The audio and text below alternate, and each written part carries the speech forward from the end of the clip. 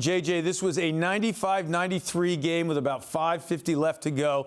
But what was the key to the Knicks' 16-2 run to close out this win? I'm going to channel my inner Mr. Miyagi aim and balance, baby. It was all about balance because you saw the Knicks across the board getting contributions from everybody who was on the floor. We see in the highlight Jalen Brunson is cooking after a slow start.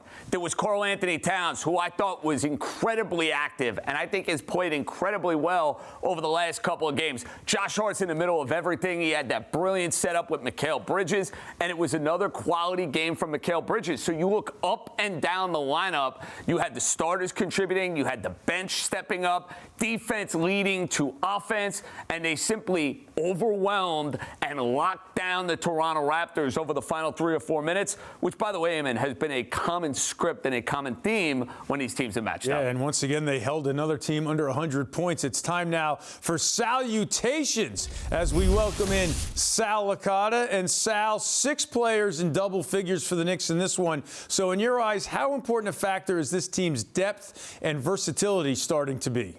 Yeah, I'm mesmerized just watching this team night in, night out, because it's the best Knicks team that I've ever seen in my life. Not only the talent, but the depth that they have as well. I mean, I remember years, even recent years with the Brunson-led teams, the Knicks just had a couple of spots where it's like, man, outside of Brunson being on the floor, how are they going to score the basketball? Now, not only do they play excellent defense as a team, almost everybody outside of Mitchell Robinson can score the basketball from anywhere on the floor. So I think it's very important the depth that they have. Diawara continues to have an impact. Shaman has been tremendous. So you know about the bench, that they had the depth there. Obviously the starters with Brunson all world. Towns can score the basketball at an elite level. OG Anunoby. The list goes on and on and on. So I think the Knicks' depth is a huge factor in why we look at them as a legitimate championship contender. And fellas, the Raptors came into this one 10 games over 500. They're right in the middle of the pack for a playoff spot. So, Sal, how impressive do you think it is that the Knicks are 4-0 against the Raptors so far this year? Yeah, I mean, look, it's wax on, wax off. I mean, you could beat the Raptors 4-0, but then you struggle against the Pistons. So I'm not going to go nuts here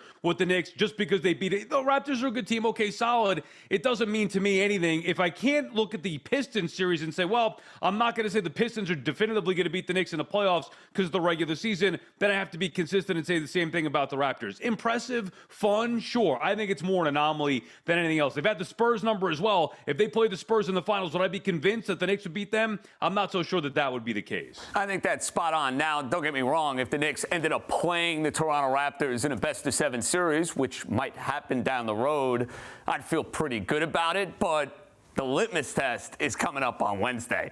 I don't think Knicks fans are necessarily tooting walking into work on Wednesday morning beating the Toronto Raptors. Eamon, I can guarantee you this. If the Knicks go and beat the Oklahoma City Thunder, who are hands down the best team the league has to offer and more than likely are going to be the team you have to beat if you want to go and win this first elusive NBA championship that we have not seen since the days of Willis Reed and Walt Clyde Frazier, the Knicks fan on Thursday, if they beat the Thunder, is going to have that Conor McGregor walking into the office. Wow, Mr. Miyagi, wax on, wax off, McGregor, all kinds of martial arts being mentioned here by our Knicks analysts.